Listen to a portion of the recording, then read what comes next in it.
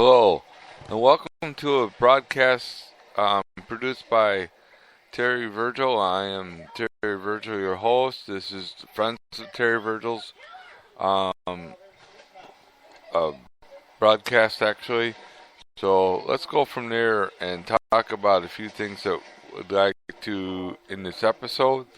We're going to give you a definition here called Marxism.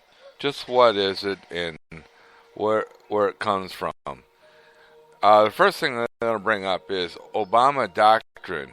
Why Islamism is like communism. He talks about this. And he talks about in a very unique way. That's why I'm going to bring it out first. And let's see there.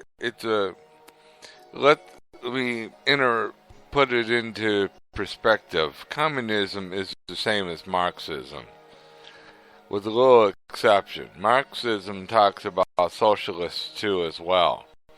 He praises both ideas and both doctrines. He actually is the father of communism, so Karl Marx and has wrote one book called Communist Manifesto that I know about, and we could talk about the theory. The theory is actually labor unions and how labor unions can really make a difference in bringing in communism, where everybody is to do the same thing, get paid the same, and everything else according to Marxism. Now let me get back to the article that I was reading about Mr. Obama and telling us that Islamism is the same as Marxism because, number one, there is only one ruling class, and that's every male that's classified as an adult in the Islamic Church of Muslims. And that's why it's also a terrorist group, because they use the same tactics as they use in Marxism in order to have full government control.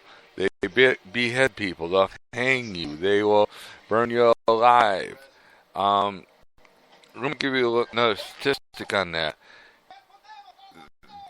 In case you were wondering, over three times the number of people that were killed by Adolf Hitler in World War II, and prior to the World War II coming, especially the Jews, was murdered by John Lennon and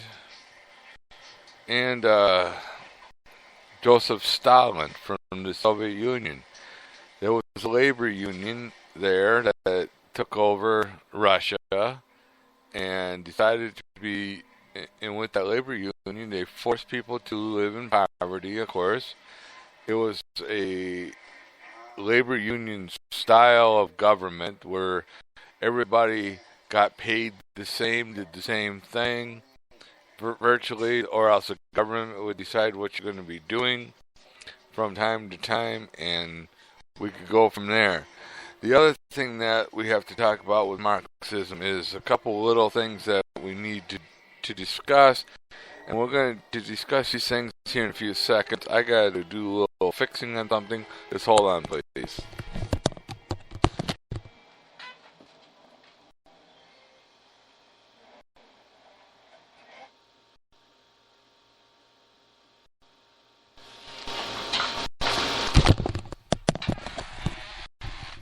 Sorry about that, but things do happen once in a while where I forgot to turn down some sound someplace, and we'll just get right back to the episode. Now, I've decided to define Marxism because Karl Marx is the founder of the Communist Party, virtually. He founded this idea of saying that big government is the best way to go. In other words, he forgot about his roots, actually, on Germany, because he was a German. And the thing of it is, he also forgot about how ruthless some of these communist leaders are supposed to be. Matter of fact, a communist leader is defined to be as ruthless as possible.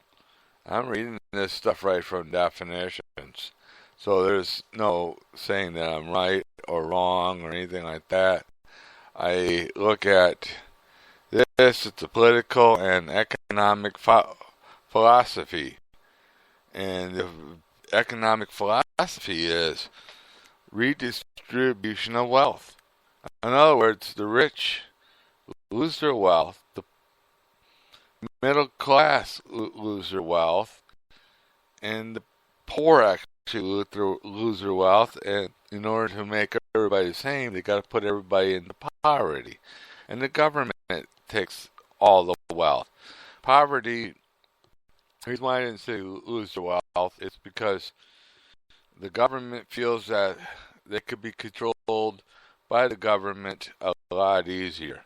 The poor can even rebel against.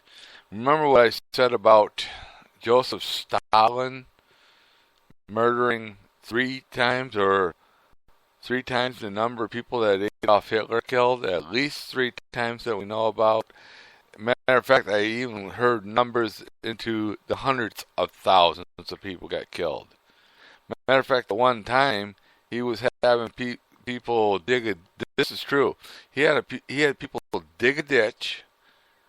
As soon as that ditch was done and dug, and it was deep enough, he just buried everybody alive. That's how ruthless communism really is. Young people today have a misconception about communism. They think it's a great thing. They think social justice is great. They think redistribution of wealth is great.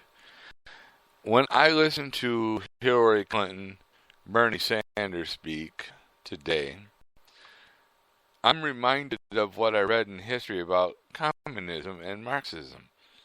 I'm also reminded about what people that were socialists were like, such as Adolf Hitler. I'm not totally convinced that Bernie Sanders would probably execute lots of people, but you never know. Hillary Clinton is a very feminist, liberal Marxist. She thinks that she could control people much better if she were to become the absolute leader of the free world, which is the United States of America. And we know Obama. I've given you a little bit of reading what Obama said about it. He said it's the same thing. The Islamic Church is the same thing as Marxism, except for one thing. There is a different type of religious belief there. The occult group, Islamic State of Muslims, believe that only men can rule the earth. Women are second-class citizens.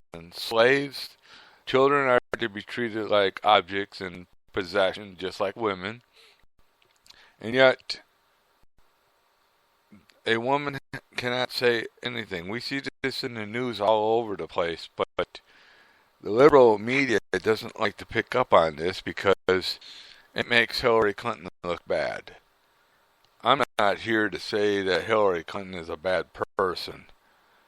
But anyways, Marxism is really something that you should study. Like I've always said, read the book Communist Manifesto by Karl Marx once. You'll understand it very well.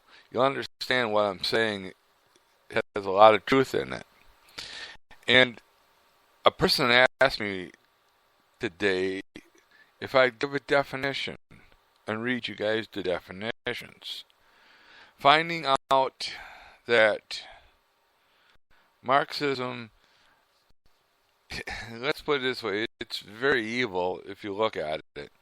We look at the things that all those communist leaders had to do in order to take power. They had to kill people, of course. It's not a very fair system of government. Matter of fact, that's why I call it big government, because big government means that a federal located government is the only absolute control. Your state governments would not be in control. Neither would county governments, or in the case of Louisiana, your parish governments. Your city governments will not be ruled. They will be ruled by one central place under Marxism, under big government. So if you're planning to vote as a liberal/Democrat for Hillary Clinton, or yes, if he makes it Bernie Sanders, you're actually going to be casting your vote for communism. And you're going to be voting for big government, which means government control. Now, you've heard me use the word entitlement. Entitlement is this, is giving you something from the government without you paying for it, with one exception. Tax dollars have got to go up in order to pay for it. Therefore, everybody would be taxed, including those who get the entitlements under Marxism. Marxism also wants to get rid of banks, banking system. Big government, again, would end up controlling all the banks. Republicans have no trouble with part of Marxism, by the way. They love the idea of having control,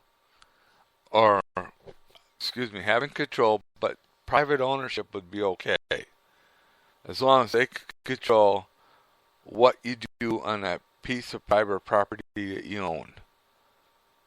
They could dictate to you how big of a structure you could have, where you could build your structure, and with whom.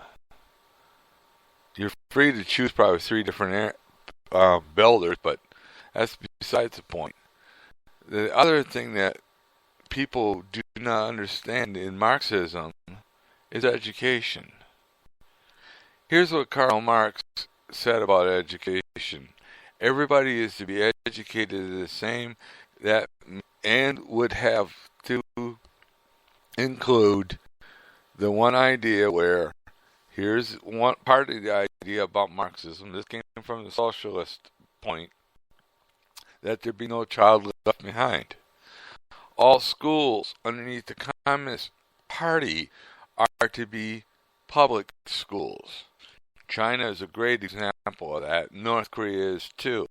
I've studied these areas, and I'm actually looking at the definitions as we're speaking, so I'm not going that. Now, let's go back to what Obama said about Islam. Islam is the same as Marxism.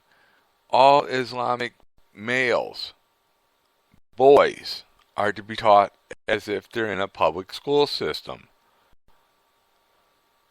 Common Core. The Common Core for Islamism is the teaching of the Quran and Sharia law. And that means that under Sharia law, especially if you read part of the law, it means that all women are to be classified as second-class citizens. Again, that's Marx's socialistic point of view, that women are property, therefore the government owns the women as well. But the men have the right to deal with whatever property they want. The children are property under Islam. It doesn't matter if they're ISIS or not. It doesn't matter if they're part of Al-Qaeda. It's all the same. Now, education as a Muslim means that Common Core. The Common Core would also be the Quran. That is your Common Core. You are to learn what the Quran says. End of sentence. If there is a Ayatollah such as Khomeini or some other person as such, you are to learn what that Ayatollah tells you. End of sentence. And their rule under education goes.